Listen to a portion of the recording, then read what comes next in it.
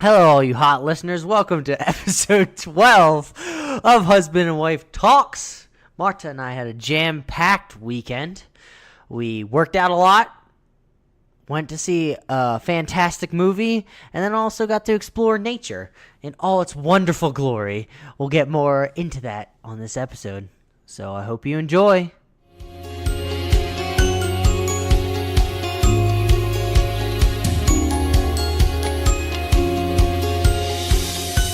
Hey, Marta. Hello. How's it going? Wonderful. You excited to record another podcast for all the hot listeners out there? Very excited. We're excited to talk about our weekend. Yeah, it was fun. Yeah, we did a lot of things. I know it seems like we've been talking about our weekend activities every single episode, roughly. Well, 2 episodes ago we talked about the wedding stuff. But, I mean, we're in Colorado now, and there's so many things to explore, and you, my love, are just so ready to go do all different types of things. There's so many things within an hour to 2 hours driving distance that we would want to go check out in the mountains or otherwise that have just beautiful scenic views.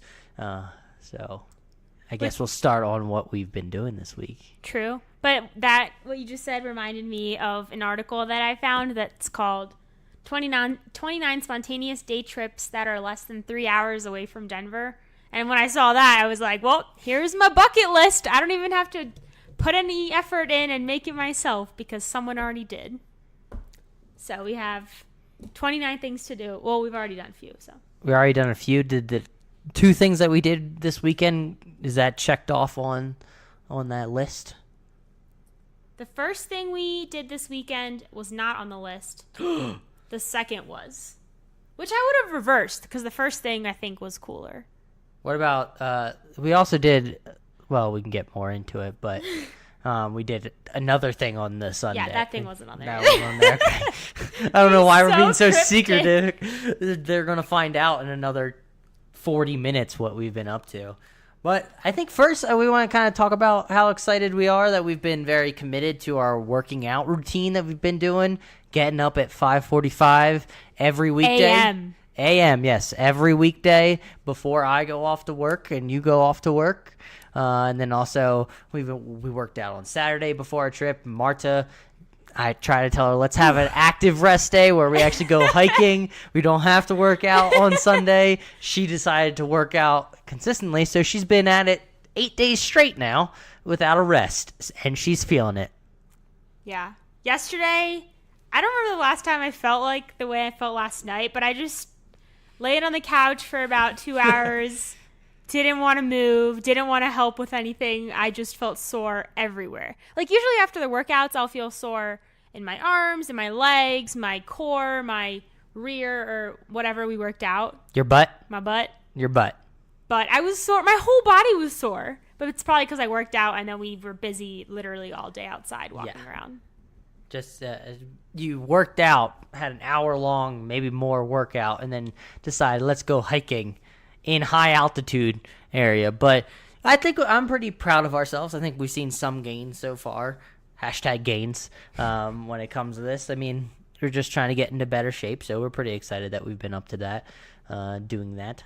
I feel stronger and a better me. I mean, you already make me the best me, so how can I be better? Aww. Okay. Let's not get too cheesy. Not get too cheesy on the podcast. So, besides Fit Lab, on Saturday, we decided to just terrify the crap out of us. Okay, so for a backstory, I am obsessed with, if this was a vlog, I would show you. But I'm going to pick it up so I can tell you the cover. I bought this book off Amazon called... You're going to describe the cover for all the audio listeners? I bought this book. It's called Fodor's Travel Colorado. So it's a Colorado travel guidebook. And the reason I got it was because I wanted to have a book that would help us figure out like what to do on the weekends and cool stuff to see. And it was pretty inexpensive. You got there on Amazon. But you need help when I'm offering you. Oh goodness! Just kidding. I couldn't imagine us both struggling through that word, just back and forth for 5 minutes, trying to say inexpensive. Was that what you're saying? Yeah. Okay. Anyway, But when I first ordered it, it said it was delivered, and then 3 days later, I hadn't gotten it. And I was being patient because the leasing office was like, oh, sometimes it's delivered to the apartment complex next to us. I'm like, that doesn't make any sense. My address is on it. Why would they deliver it to the wrong address? And then I waited. I think Amazon said something about 72 hours afterwards. If you don't get the package after it says it's delivered, then you can request the package to be, the order either to be refunded or whatever. So I requested a new one. I got it the next day, my second one. And then the first one shows up in our mailbox either later that day or the next morning. So I felt kind of bad. But it did come 4 or 5 days after it said it was delivered. Now we both have a copy of this book. But anyway, the reason I've been looking through this book and trying to find like the top activities to do. And this activity that we ended up doing on Saturday was in the book and recommended. So we figured, why not go for it? Why not? Why not? Take a crazy chance. Which, to be completely honest with you, I think we did take a crazy chance. I wish people could see the road that we drove on because honestly, I'm not exaggerating. We've been talking around this thing for a while. Do you actually want to say what we did? Okay, we're going to just go for it. On Saturday morning, Saturday midday, we drove to Mount Evans, which is a peak of a mountain, but it also has a scenic byway, a 14-mile road to get to the Mount Evans, which is very scenic, which is why I wanted And isn't it considered the highest paved road? Yep, Mount Evans, or Mount Evans Scenic and Historic Byway is the highest paved road in the United States, leading to the summit of 14,264-foot mountain-high Mount Evans. And I could feel it in the shaking of my bones that we were up that high. Honestly, at that point, well, we're relatively used to Denver, which is a mile high, so 5,200 feet. But 14,000 is almost, not quite triple, but almost, and we could feel it. And that's what people say that they hike as 14ers. Yeah, 14,000 foot I can't imagine hiking that. I couldn't even walk around there. I was like, breathing, oxygen. Yeah, but people were biking all the way up this 14-mile trek. People were biking, and I guess we should point out that it's not like a large road. It was very skinny. You can, I forgot to mention, you can find some of the pictures that we posted on Facebook.com/HotPod, because I think we kind of want to do that more so people can see what we were up to. So we're not just like trying to describe everything, because you can't really describe the beauty that we saw. Also, you can't describe, to be fair, I didn't do research about the road itself. I just researched Mount Evans and then some views, and I showed you, and I was like, oh, this is so pretty, we should do this, and we both agreed, but the road was, not only was it narrow, it was windy at some points, and parts of it were on a cliff, and there was no guardrail. It was scary. It was actually pretty terrifying. Honestly, last weekend when we drove in the mountains and we took a detour up through the mountains Continental and then back Divide. down, at some points that was steep, but that was not as scary because at this point on this road, I shouldn't really have been taking my eyes off the road at all, but I would like glance over and I couldn't see anything. I could just see a drop off. Yeah. And it was because I was in the passenger seat, so Marta did the amazing driving this experience because she's an amazing driver. But in the passenger seat, on the way up or on the way down, it was definitely terrifying because I had the experience that I was able to look and see everything. But also as a passenger, I feel like you are more scared than the driver because even if you trust the driver, you can't control anything. Yeah.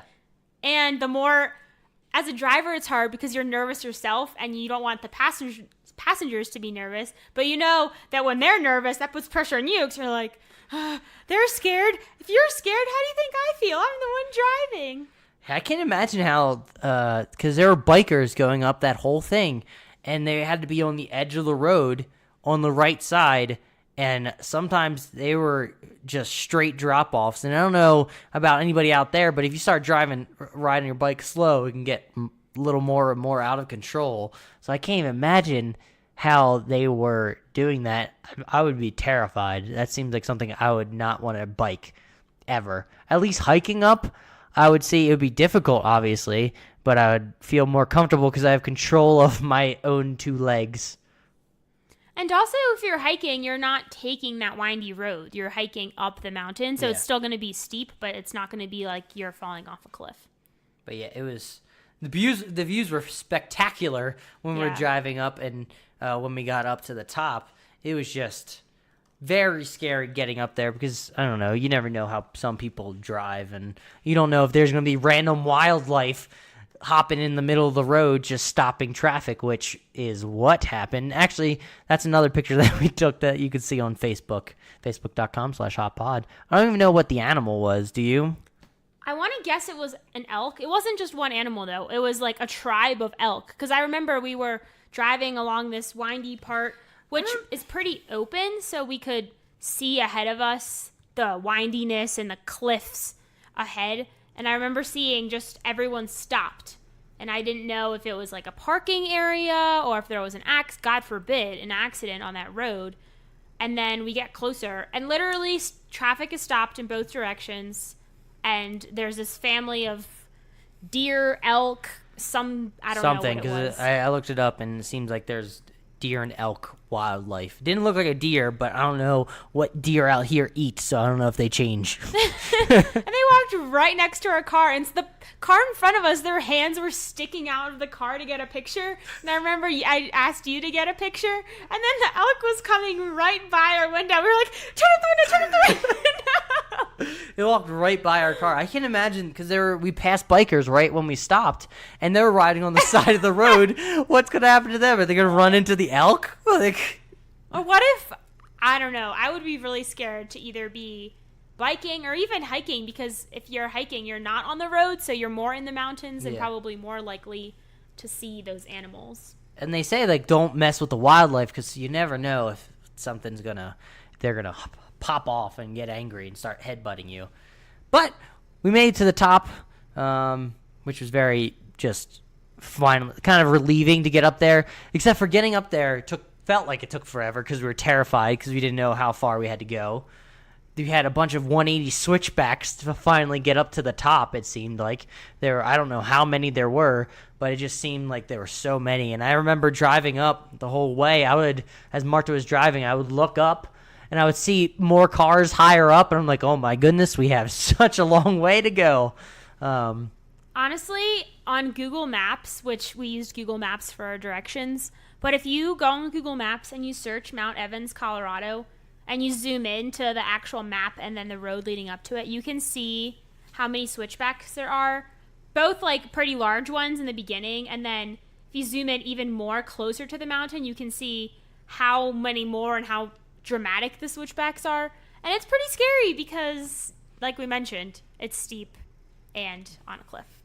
And then when we finally made it up to the top, because we traveled so far, 7,000 miles up from the start, basically? We climbed more than 7,000 feet in 28 miles. And 28 miles was from Mount Evans to the Highway 70. Mm-hmm. Yeah. So we got up to the top, finally relieved. I had a hard time breathing, that's for sure, just walking around up there, just because the oxygen's just so thin when you get higher and higher up. Yeah. It was hard. Like, I would take deep breaths, but it felt like I was just taking a normal breath, which is a very interesting experience. It's really hard to describe if you've never experienced it. I guess the closest thing that I would compare that feeling to is when you're doing cardio and you feel out of breath and you're trying to catch your breath, but you can't. That's almost how it felt like at that altitude. I can see why people train at high altitude, because you would have to be an insane athlete to be able to do anything that high with that little amount of oxygen. Yeah. But we get out, and what was the temperature at? Like 40-some degrees? So to give perspective, in Denver, which is 5,000 feet, it was probably in the 80s that day. I think it was like mid-80s, 88 maybe. At the summit, which was 14,130 feet, it was in the 40s.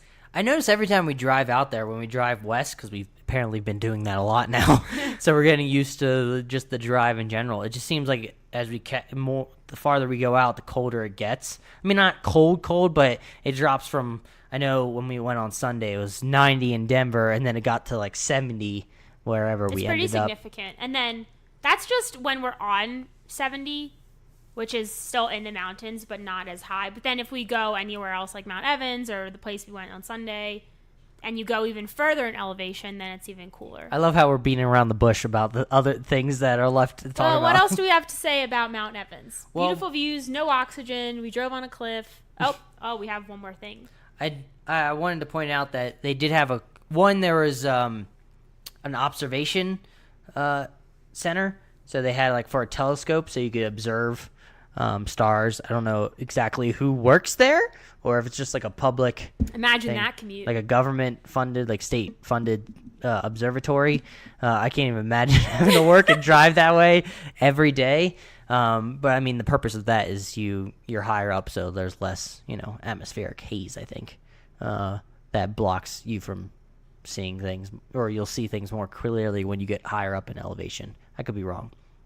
But that one thing was cool. And then also there was a little alcove and there was a sign that pointed to different peaks in the distance of Pikes Peak in Colorado Springs, which is 2 miles away from where we were, or not 2 miles, 2 hours away from where we were relatively. And you could see the top peak, which I know we mention all the time, how you could see the really close mountains really clearly. Then there's the middle mountains that have slightly sort of faded, and then far away you can barely see them, but you can still, just because they're so massive and tall, you can still see them in the distance, which is really cool. Yeah, for sure. Let's see. So when we were at the top, I just remembered that we were looking around, speaking of a nice view, and we saw this gray cloud approaching, and we saw this just patch of gray that you could tell was a storm. And it looked like it was moving closer. And at first we were like, oh, it's okay because the storm isn't in the direction that we drove from. But then we were really tired from just walking around because of the elevation and oxygen and stuff. And we spent some time up there and got some good pictures. And then we started driving and it started hailing. And probably snowing / icing. Well, we also heard thunder. And we saw far lightning away. that was in the clouds. Pretty close. Yeah. It was really strange. It just looked like a haze of fog coming at us, but you could tell that it was torrential downpour or whatever it was. Yeah. And it was really strange when we drove back down this just windy road high up in the mountains. It started hailing, which was an interesting experience to get hail in the summer. But, I mean, we saw that when we talked about the crazy thunderstorm that we drove in last week. It was still snowing in some other places. I think it was in Mount Evans area. Yeah, last weekend. So we planned to go to Mount Evans last weekend, but the reason we didn't was because whichever day we planned on going, I checked the weather, and it was supposed to actually snow because I looked at the radar of that exact area, and at some point it was supposed to snow. And a fun fact about Mount Evans is that this 14-mile road between where you actually pay the fee to get into the, park area and then the peak is only open between Memorial Day and Labor Day. And that's probably because, I guess we went the last weekend before the road is closed, and I don't know how strictly that's enforced. But if it hailed and snowed mid to late August, I can't imagine that road in September, October, when it gets even colder, because it was in the 40s already and it's August, but it is really high up. So we also did see a cute little lake area on the drive up, which I forgot to mention, where people stop. It seems like the fish. I can imagine that's probably a freezing lake, but it's really cool. That's right in the mountain, a little alcove in the mountain area. It's pretty. And we had an interesting time-lapse experience, I guess you could say, since Marmar wanted to get a time-lapse of the whole journey driving up. We tried to stick her phone on the windshield, I guess. Not windshield, what's that called? Well, up against the front windshield of my car. Yeah, but the windshield is the glass. I don't know what the front console? Dashboard? There it is. Dashboard. But, of course, the thing that we're using to hold up the phone decided to not have any suction or stickiness anymore, so it kept falling on me in the passenger seat, so I had to catch it real quick. That was Adam's one job. I was driving along cliffs, passing bikers, trying not to kill elk, and I said, "Hey, babe, can you make sure this doesn't fall?" And then it kept falling, and I was like, "This is your one job." You can see in the time lapse whenever it does fall because it just has like a random blackout. Yeah, it's pretty funny. I mean, I'm looking at it now. It's a really cool view, but then it's pretty funny when it just falls and keeps going. And then there's a nice pause when we are stuck behind the elk situation. Mm-hmm. But that was really cool. I would definitely go back. I guess definitely not this year if the road is truly only open between Memorial Day and Labor Day. They're lying. Well, in the book, the guidebook, good thing I got it, it said the road is open only when road conditions are safe. TBH, the road conditions were not very safe when we were driving down. Nope, because it was like sleeting. It was a mix of like rain and ice. Yeah. Generally, the last 5 miles to Summit, Memorial Day to Labor Day. So, I mean, I would definitely go back next year. I don't think, as it gets closer to winter, I don't think I'd go back there anytime in the next few months, especially in December, January, because honestly, the road will probably be closed if there's hail now. There's probably going to be so much snow and ice in the coming months. Mm-hmm. But yeah, that was pretty exciting. Got our adrenaline pumping. Yeah. Even though we weren't doing anything, we were just driving. But that sort of goes to say how kind of scary it was. And also they had signs where it said damaged roads ahead, which made me a little nervous. Luckily, that part wasn't really along the cliff. Yeah. I mean, relatively to the other parts that were literally along the cliff, it was a little bit further inland, or just further away, which is nice. So I guess next thing we did on Saturday, which I forgot to mention, thank you for putting that in, Marta. Good job. We actually saw Crazy Rich Asians, a romantic comedy that came out recently, August 15th, I believe. It was. Yep. Hasn't been out that long, but right off the bat, it was a fantastic movie in my opinion. And also, bonus, Marta stayed awake through the whole movie, and we went to see it at like 8 o'clock at night. This is saying something. 8:15. This is saying something, folks. It's a 2-hour, 1-minute movie, and it felt like there were 20 minutes of previews. Every time I go to the movies, I'm like, I should just get here later because of previews. But we were running a minute or two late because we'd never been to that theater or area. We sat like, what? I don't know, 7 rows from the front. Yeah. But it was a fantastic movie, in my opinion.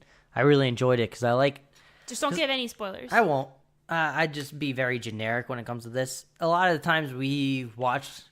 I mean, I like rom-coms, and so do you, Marta. Yeah. But it seems like sometimes rom-coms blend together now. And some are really predictable. Too. Yeah. Some are very predictable. Some, they say they're rom-coms, but I feel like they force the funny, if that makes any sense. Like, they're trying to be funny when there's nothing funny there, and it feels off. Because I've seen rom-coms where they have, like, a few jokes that are funny, but it's not really it's more cheesy and it's not genuinely funny. I felt this movie had great humor, great timed humor. It wasn't, like, goofy funny. They were also being serious and making jokes, and it made me laugh, and you laughed as well. Yeah. And it wasn't predictable at certain points, which I liked. Yeah, normally I could, some of these movies, because I've seen a decent amount of these types of movies, well, not this one in particular, but rom-coms in general, where I can sort of pick out the plot points that the creator is trying to get to and sort of guess what's going to happen. I've done that a few times. Marta doesn't let me spoil anything anymore. One of the first movies we watched, or no, didn't we explain this on the pod already? I don't know. Well, if we did, sorry. If we didn't. One of the first times we watched a movie that I have seen and Adam hasn't, which is unusual unless it's some dumb movie that he doesn't want to watch anyway, was The Notebook. And that was early on when we were dating, and I was shocked when I realized he hadn't seen it because I thought that was one of the cute classic rom-coms. So I won't spoil it if you haven't seen it, but we sat down to see it, and then within like 5 minutes, Adam knew the entire plot of the movie. Or one of the, not plot, but he knew one of the main points.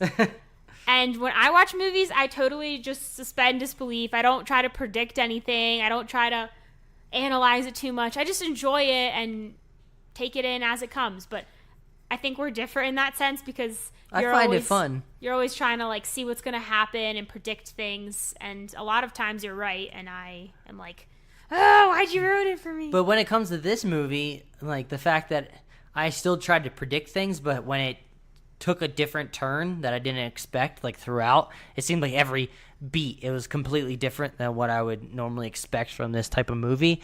I was like, oh, that's good. I'm pleasantly surprised. Like, it makes me enjoy the movie more when I can't decide or can't figure out what the end thing is going to be. And I have to say, I recommend this movie to anybody. I think it's hilarious and also very sweet. You know, in romantic comedy fashion, they have like this speech at the end, and I thought it got me I got a little tear coming down my face because it was so sweet.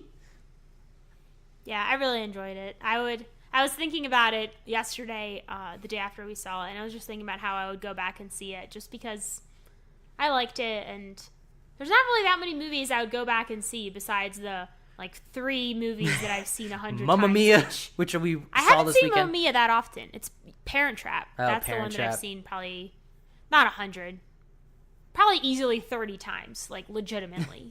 You can quote the movie, can't you? I can almost quote the entire movie as I'm watching it. If I'm sitting here, I can't. But you also made a good point about the movie that we liked it just the fact that all the actors and actresses weren't the generic ones you would always see. I'd never seen any of them before in any of the movies, because a lot of times in rom-coms you kind of they just recycle through the same 30 actors and actresses. It seems like or maybe they may have 15. Jennifer Aniston in one, or Sandra Bullock, an average-looking white dude in another, like either Jason Bateman or Ed Helms, or so what are all the ones that I get confused that kind of look the same.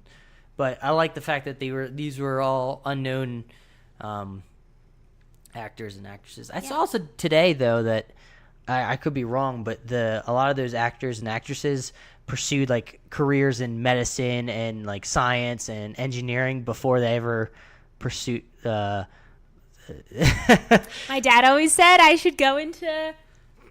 I shouldn't say this. He was always like, "You should go into acting because you are always so dramatic." Or not so dramatic, but I like doing that kind of thing. So maybe check yourself. Maybe California, we coming for you. Also, I think they did it really because the main plot of this is set in Singapore. I thought they did a great job, like making it like a spectacle, like actually portraying the amount of wealth that this family does have. And it legitimately, I wanted to go to Singapore, and then I knew one of my friend's little sisters studied abroad there for a semester, so I saw all of her pictures, and I realized, oh my gosh, this is really beautiful. So I already wanted to go, but that movie just made me want to see things even more. Future podcast on the road. That'd be cool. Yeah, I think it was really well done. So, props. Highly recommend it as well. And for people that want to know the basis of the plot, I can read it. I just had the summary on Google. Oh, nice. Go for it. Okay. Rachel Chu is happy to accompany her longtime boyfriend, Nick, to his best friend's wedding in Singapore. She's also surprised to learn that Nick's family is extremely wealthy, and he's considered one of the country's most eligible bachelors. Thrust into the spotlight, Rachel must now contend with jealous socialites, quirky relatives, and something far, far worse, Nick's disapproving mother. Dang, there's some spots in that movie that just, as you mentioned, that made me think like, oh, God. I would not want to be in that situation. Oh, man. That poor girl. But they are, because of the success of this one, which goes to show that you can make a good romantic comedy and people are going to want to go see it if it's funny and has a good plot. But it also, I think it also had those elements of culture. Yeah. Like the immigration, and they had so many other elements of plot rather than like girl likes boy, boy's pursuing career, then boy and girl meet again, boy and girl fall in love but have a hard road getting there, boy and girl fall in love. Like it had more than just that shallow romantic which side. You see a decent amount nowadays. It's like the generic, like, oh, we're best friends, we sort of sleep with each other but sleep with other people, don't, all that type of jazz. and then they finally get together.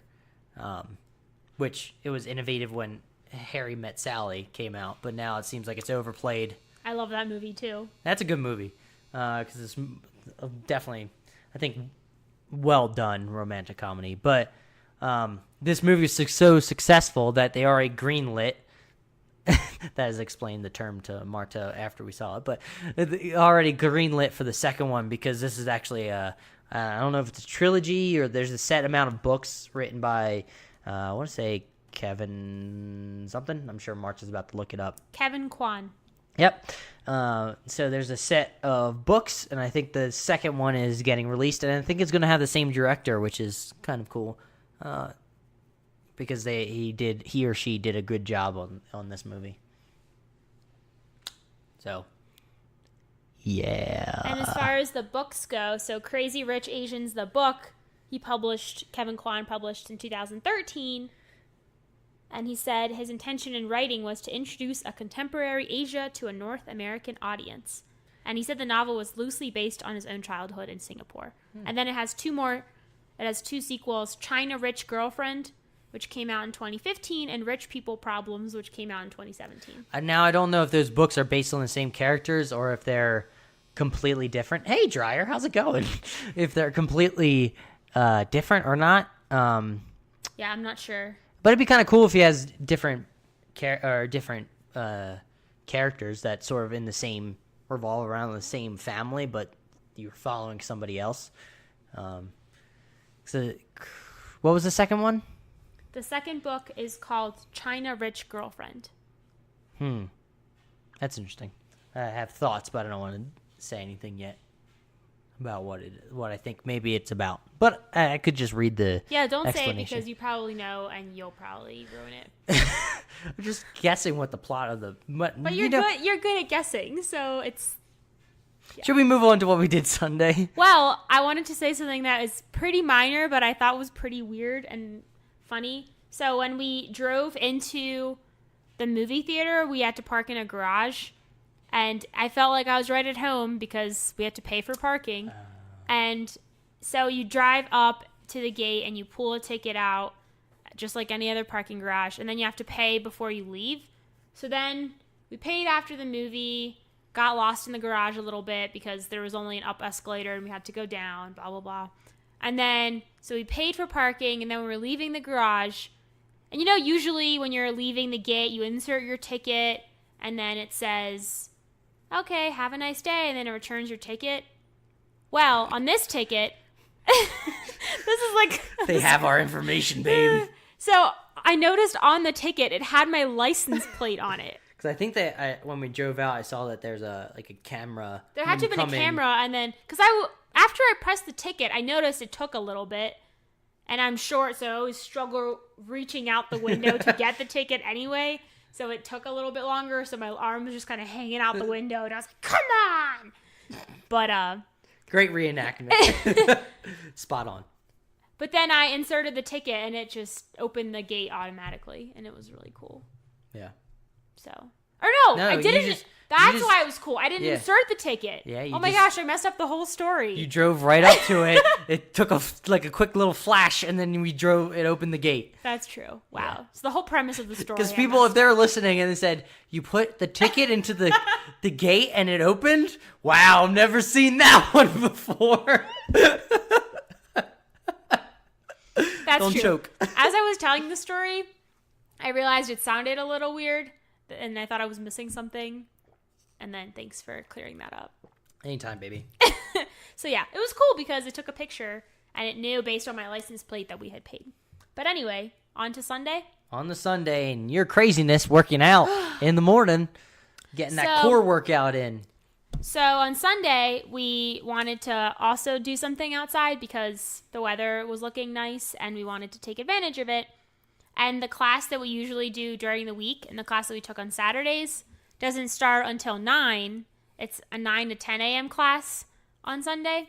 And that's too late for us now, for us folks waking up at 5:45 in the morning. We go to the 6:15 a.m. class now, so that's like a good 3 hours later. Yeah. But I thought the logic is kind of silly because of when we ended up leaving our apartment. But I thought that class would be too late because I wanted to get out of the house and on the road sooner. So I did an 8:15 class, and it was called Booty, B-U-T-I, not Booty, B-O-O-T-Y. Not that it matters. But it was a bar class, and it's called Booty Bar.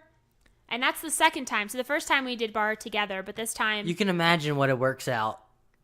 Yeah, the first word of the name of the class. But I was so sore. Honestly, though, for me, I like mixing it up because I didn't think that I'd use the same muscle groups. And I really didn't, because for the class we normally do, Fit Lab, we use like really heavy weights for the arm workouts and the squats and all of that. But for bar, they don't even have heavy weights in the room. They have 2s, 3s, 5s, and then one pair of 7.5 pounds. All those resistance bands, baby. But yeah, they have the weights, those light weights that I mentioned, resistance bands. What's it called?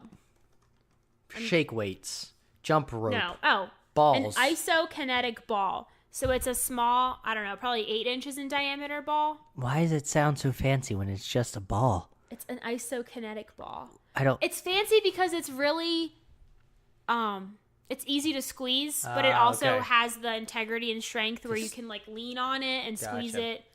And it doesn't, I don't think it rips because... I apologize, isokinetic ball.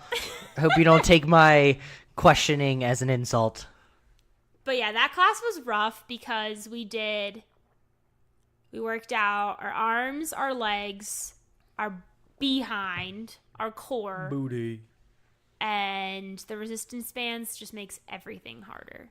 That class is mostly, because I did that before with you. It seems like it's a lot more core work. The class, so the other thing is that the bar classes are run by different instructors. So when we did it, it wasn't even the full hour, and I didn't think it was that hard compared to Saturday's class. Yeah. But Saturday, it was a different instructor. We went, actually, the full hour and a few minutes over, and there really was not much rest. Like, at some point, my body was shaking, and I just could not hold whatever position or whatever workout we were doing. That's when you're working real good. Yeah, and the instructor just goes, because it's if someone's never done bar before, and I don't know if every bar studio is the same, but this one pretty much looks like a ballet studio, so it just has full-length mirrors on both sides of the studio, and then the bar that they use for ballet. And she was like, don't stop, because I can see everyone. And it was only 3 of us in the class, so I'm over here struggling, and I know she can see me. Not that I care, because I'm not trying to slack off. I genuinely was really tired and just couldn't. But sometimes it is helpful when you have instructors saying that you can do it, or you need to do this, or like, come on, I know you can do more, just because they're trying to get every ounce out of you, because that's the way you'll get gains. It's not cheating the system or doing things improperly and trying to do things as quick as possible just to show off, as some people do. But that's neither here nor there. But yeah, I think that's the reason why you mentioned about mixing it up and doing different things. I feel like that's why boot camps are becoming more and more of a thing nowadays, like doing boot camp workouts, just because the instructor, I'm imagining it's probably also exciting for the instructor, because they get to design these different types of workouts to work out different things and can do all different types of programs, and every day is a completely different thing. And that's what I think is what's great about boot camps nowadays, is you're not working out the same thing every single day. You're mixing it up. You're keeping your body on its toes, figuratively. Well, could be literally some days. Who knows what we're doing those days. But some days it's really cardio-based. Some days it's a lot more weight-based. And I think that's why I'm starting to get into it this more. Maybe just becoming more force of habit, and I'm feeling better going to it every day. And that's why I think people should work out more, just because it releases endorphins in your body. It makes you happy and makes you feel good. And also it kind of helps your body kick into gear, helps you think. Helps your metabolism too. And also it does help your brain, I believe. Like, you can think more clearly. Yeah. Speaking of that, had a proud moment today when we were doing squats, but we were standing on the benches that we usually use for chest presses and everything. So we were standing one foot on each side and doing sumo squats. And it was the kind of squat where we're just holding one weight in the middle, because sometimes we do them with one in each hand.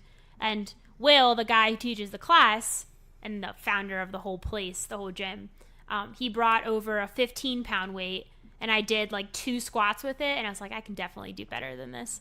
So then I told him I want a stronger one. So then I ended up doing them with 25 pounds, which was in the beginning it wasn't bad, but then when we got sore and more into the workout, it was hard. But I feel like little moments like that motivate you to keep going, not just in the gym, but at work, in your personal life, really anywhere, when you just have those little wins when you might be struggling for a while and then something you notice you've made progress. I think that's really cool because those little wins keep you motivated. And the other day too, I walked in and he was like, oh, looking skinnier or something like that. And I was like, well, that's good because I'm hard on myself. But like, you say that all the time too. And when someone else says it, it motivates you and helps you keep going, which is just nice. I think that corresponds to what I say all the time when you're trying to do something. Make a small list of things that you want to accomplish, because they become those little wins that you just talked about, and makes you just happy. Like, oh, I completed something. Like, oh, check mark. That completes that's like oddly satisfying, is when you can check off something from a box. For me, I just get real excited about it. I'm like, yes. I don't know if it's like a video game based thing, because a lot of times in growing up in video games, that is what it kind of is like, is you're going through and checking off things. Like, you're doing like a task in the game, and you have to go do these small little events throughout it to get to the final, like, accomplish something. So I wonder if that's sort of why I enjoy it so much, because it's sort of ingrained since I like that from when I was younger, playing those types of games. Maybe. Moving on. We get on to what we did on Sunday. So the funny thing we already started on the Sunday, your booty bar. Now we're doing the more scenic, I guess, experience that we had together. That you can also see some pictures on Facebook.com/hotpod. But continue, my love.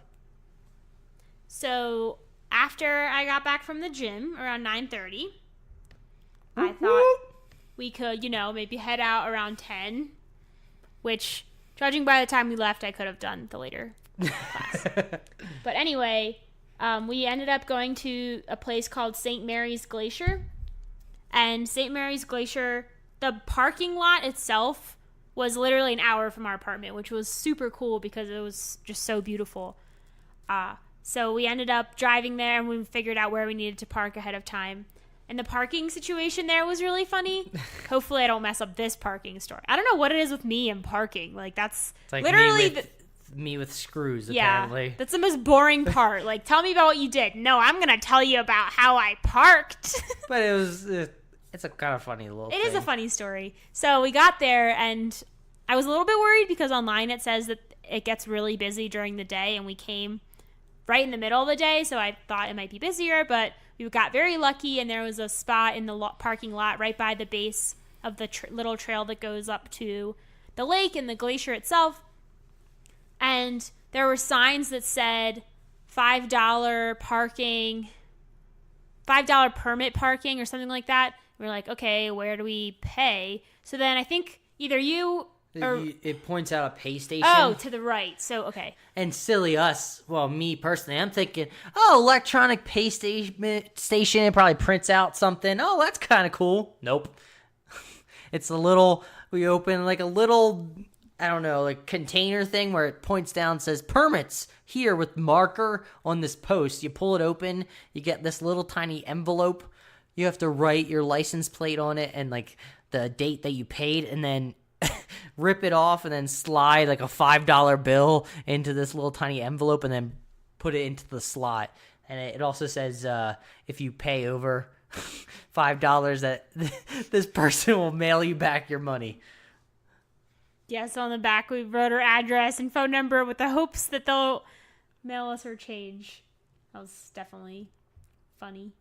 But I think what's more pressing of an experience is the whole hiking situation and just the views when we finally finished. And I think it was, a mile and a half round trip, so it wasn't that far. Yeah, it was a pretty short hike, relative.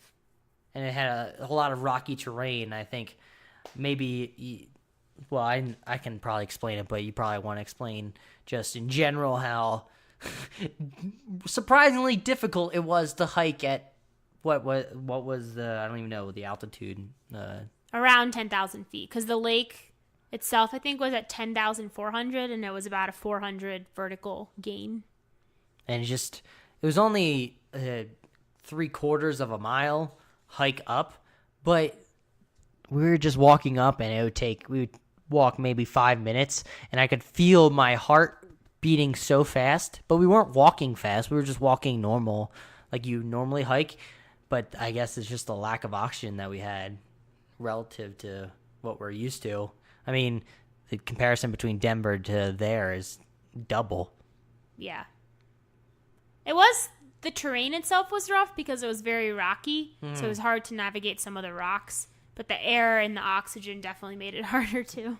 Mm-hmm. And there were so many dogs on the trail. Like, so many people were walking with... And when we finally made it to the lake, too. Yeah, mostly medium to large dogs. There were a few tiny dogs, but that just seemed... Actually, when we first got on the trail, there was a guy carrying his French bulldog in his hand. That's what my brother has to look to if he ever wants to take Winston for a hike, is he's going to have to carry it. That's really funny. But yeah, there were a lot of dogs and some swimming and playing fetch in the lake at the glacier that we hiked to. And it just seemed like a really good family activity because there were a lot of people with... Did you want to set the scene kids for when we finally got up and what it looked like and everything for people? Set the scene. Oh. Yeah. Like what it looked like when we walked up. We finally got up through the rocky mountain, so people can sort of picture it if they're not looking at facebook.com/hoppod for Okay, pictures. well, if you're not looking at facebook.com/hoppod for pictures, Google St. Mary's Glacier. That'll give you a good idea. But also, so when you walk up, there's a lake, very beautiful lake, very pristine, clear, not filled with trash or anything. Cold. Yeah, the water was cold. And then... kind of the backdrop of the lake was a huge peak, probably in another easily 1,000 to 2,000 feet. The glacier. We could hike up. Yeah. Well, the actual glacier was on the right side. I thought the whole thing is a glacier, technically. I thought a glacier was just the icy, snowy part. No, I thought the glacier is the whole mass, but I could be wrong. A glacier is a persistent body of dense ice that is constantly moving under its own weight. What? Wow, I did not know that. It forms where the accumulation of snow exceeds its ablation over many years, often centuries. So yeah, the glacier is only the icy part. Well, what happens during the winter? Is the whole thing form into a glacier? In the winter, it's probably just covered in snow. Just because it's covered in snow doesn't mean it becomes a glacier. You right. I know. That's why you're the smarter one. I'm not the smarter one. I just Googled what a glacier was. But yeah, so we walked up, saw the lake. Then you see the backdrop, which is another peak. And then on the side of that mountain to the right is the glacier, which is this big patch, as we just learned, of snow/ice. And when we first got to the parking lot, we saw people carrying skis and snowboards. And we were like, okay. And I mean, I had read in either online or in the book that I have that some people ski on the glacier, but I didn't know how big it was. I mean, I don't know how big it is. It's hard for me to give a good comparison. It doesn't seem like you would ski that long on that one patch. It just seems like it's not that long of a skiing Honestly, experience. The length isn't the thing that troubles me. The thing that troubles me is that it's really steep at the bottom and it just ends in a bunch of rocks. Yeah. So if you lose control, even if you're good, you're going to slam into a bunch of rocks. It's not like a ski resort where the bottom ends in a lift, so it's very flat, and even if you lose control, the flatness, at least you can fall on your butt on snow instead of falling into rocks. Or you accidentally lose control and go off the right or left, and you fly off a cliff. It wasn't a cliff. It was a cliff. There was a drop off. It was on the peak of the mountain, so has to be a drop off. Yeah. Also, we met this guy. That sounds really weird. We met this older man. Chatting up everybody about his. He was very social, dog. which I thought was nice because if you're a adult walking around by yourself, you probably feel less lonely and more engaged when you're talking to people. But we overheard, because he was talking to people right near us, so first of all, he had this adorable puppy, and it was this tiny, honestly, it looked like a lab to me. A little, maybe not quite a lab. That type of dog, and it had this beautiful tan coat. And you could tell it was a little tiny pup because it was just so small and walking really slow. And the guy mentioned that he literally just picked up the puppy at 8:30 that morning. And at that point, it was probably 2 p.m., 2 in the afternoon. And he said he just picked up the puppy, and the puppy hasn't even been home yet because I guess wherever he picked up the pup from, the glacier that we were at was on the way home. So that was the pup's first hike. And he said with his other dog, I guess that had passed away recently, he would take 5 out of 7 days of the week. He'd either skis or snowboards in the winter, and the summer and fall he hikes. I thought that was really cool because there's a lot of people that do outdoor activities in Colorado with or without their dogs. And I could just see that pupper accompanying that old man, on whatever he does. And we don't know his story, whether he's, has a family or single or whatever, but it's just cute that he has this little dog companion. Yeah. That'll be with him every time he goes. Yeah. Anywhere he hikes. Because dogs are amazing. I have to point out again. But yeah, and I think if anybody out there is going to go to St. Mary's Glacier, would 100% recommend. Very beautiful. There's going to be somewhat decent amount of people when we went. There was, I feel like, a moderate amount. It wasn't packed like you would expect, like a beach or something, but there were still people like hammocking and like this outcropping. There was some people jumping off like a 40-foot cliff into the cold water, which was like high. You could see across the lake that they were jumping off of. But I would recommend, if you're a couple out there and you want to get a nice picture, walking up to where the ice starts. Yeah, the bottom of the glacier. The bottom of the glacier. Well, who knows if it'll shift in the future. That's true. But there's a little rock overlooking the lake.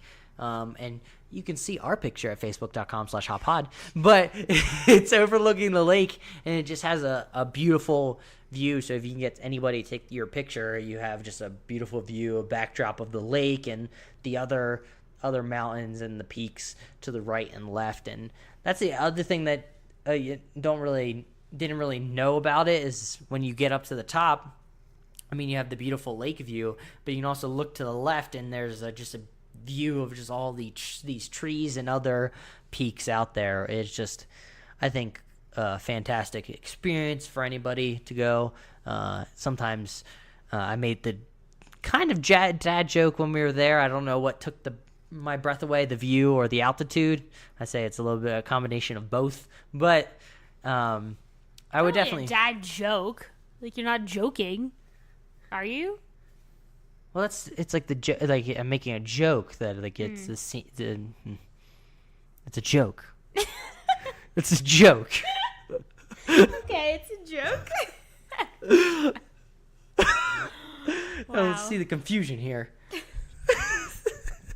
Alrighty then. There's no confusion. Do you have anything more to say about St. Mary's Glacier?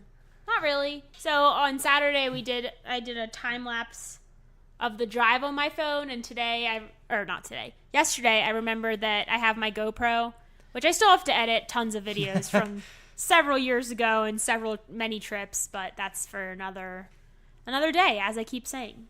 And shout out my boy Alan, if you're listening. I still haven't edited any videos that I told you I would edit like months ago. So our number one listener, I think. Stay tuned. But I did take a GoPro of the hike because I have this attachment that looks super nerdy, but it almost is, I don't know how to describe it, but it's this tiny attachment that I clip my GoPro onto, and then I put it on my chest so that I can just leave it there and then just keep walking or doing whatever activity I want to do and then get all of that video footage. So I got that all on my GoPro. Oh, it wasn't a video technically, it was a time lapse. Hashtag time lapses, since that's a thing nowadays. Well, so the thing with, I don't know about regular videos like on an iPhone or anything like that, but GoPro videos, because they're 4K and they're really high resolution, take up so much storage. For context, I have 2 SD cards for my GoPro, and each one is 64 gigabytes. And my computer only holds 500 gigabytes.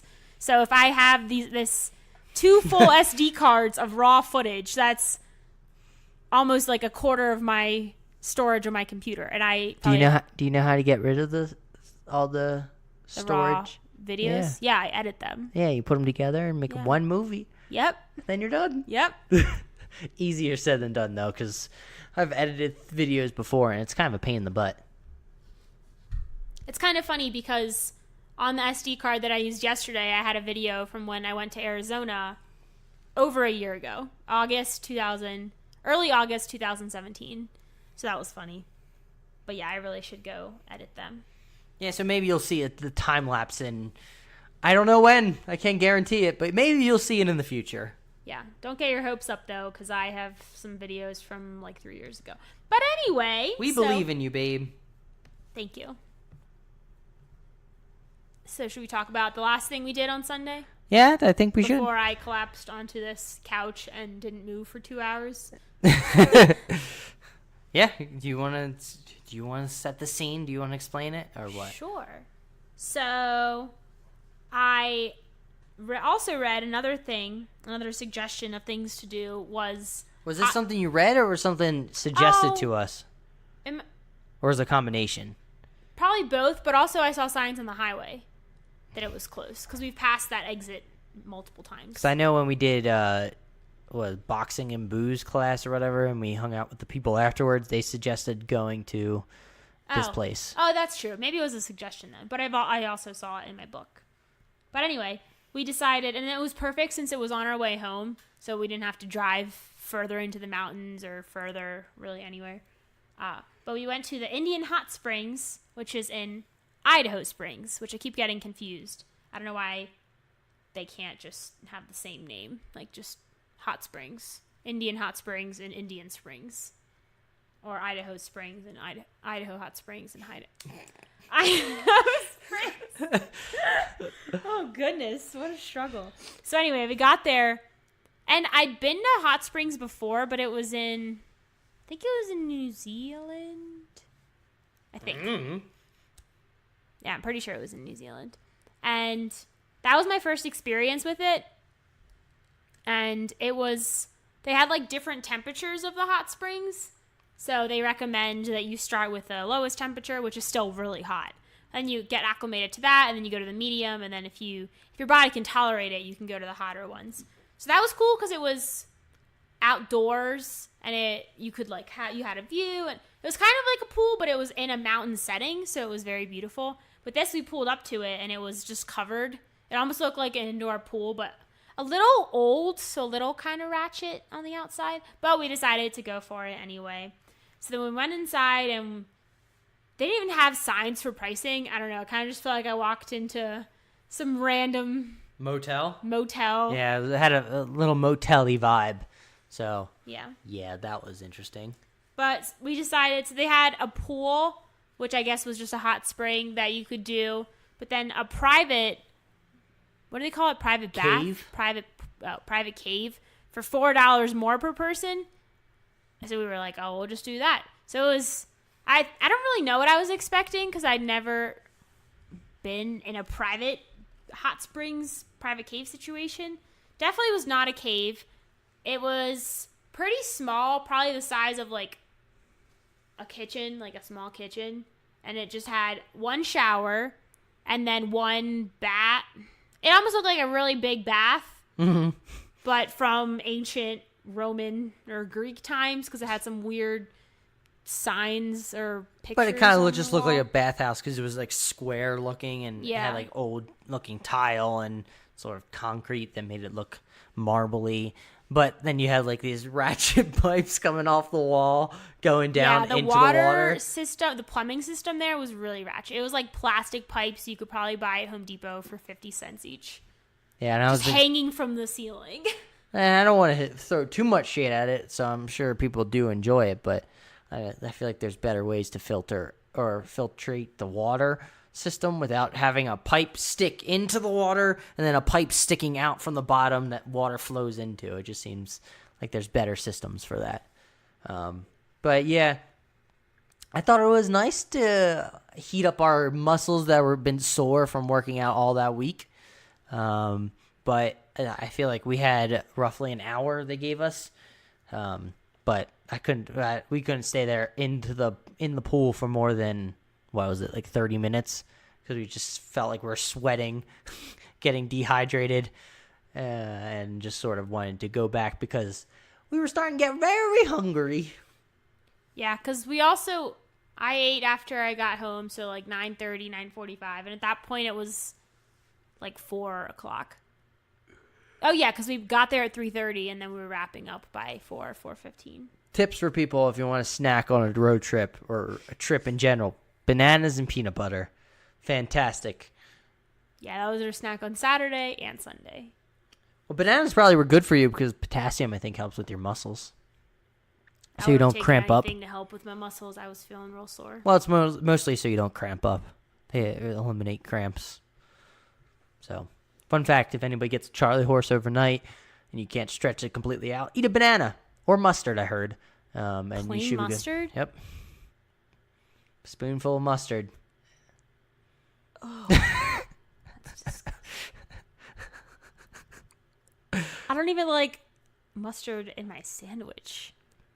But just a spoon of it? Ugh. Stick to bananas, people.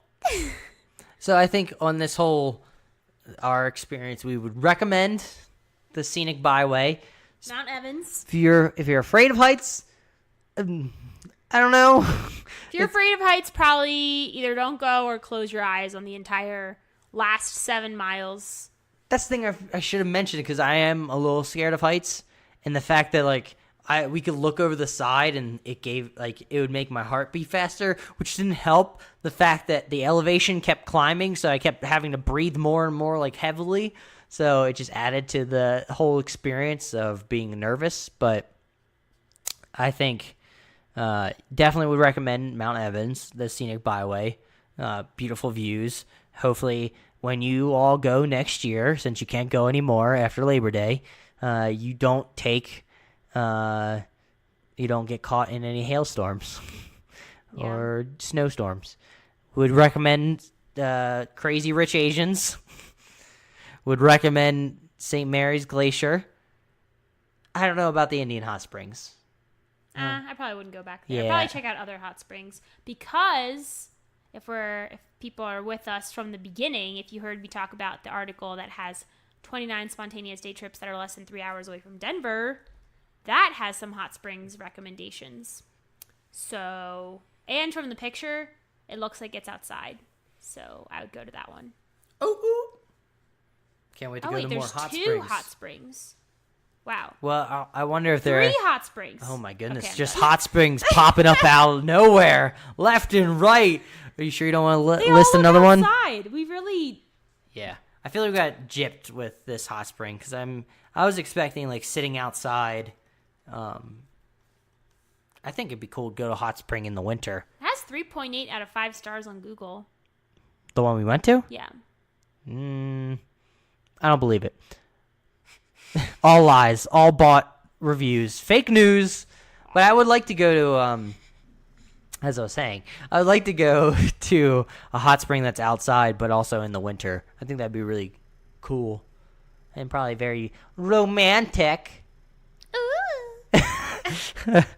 I think that's it for this episode. Yeah. Yeah, want to say anything to all the hot listeners before we roll it out? Come visit Colorado. It's beautiful. And if you come, let us know. We'd love to meet you. Or you can stay with us if we know you. If not, that's just weird. Yeah, also you don't get to deal with the humidity. And your hair, if you have long hair, is not frizzy. So Yeah, my hair loves Colorado. other than that, you can find the podcast on Twitter at HotPod. You can also see all the pictures that we're going to post in the future at facebook.com/HotPod. You can listen to us on multiple places, iTunes being one of the main ones. And if you're listening to us on iTunes right now, it'd be very beneficial if you can scroll down right on your feed, like the Hot Husband and Wife Talks feed, click the 5 stars, maybe give us a nice review. It'd be really helpful. Increase our standings, maybe get more exposure from other people that would enjoy the podcast. Remember, please share the podcast, if you don't mind, to your friends and family that you think will enjoy this this lovely couple talking to one another every single week, because I think we're adorable. And then you can find the podcast again, iTunes, Google Play, Spotify. We're also there, fun fact. Overcast, Stitcher, all the podcasting apps out there. So if you share us with your friends or family, they'll be able to find us. So other than that, I think it's time to say bye.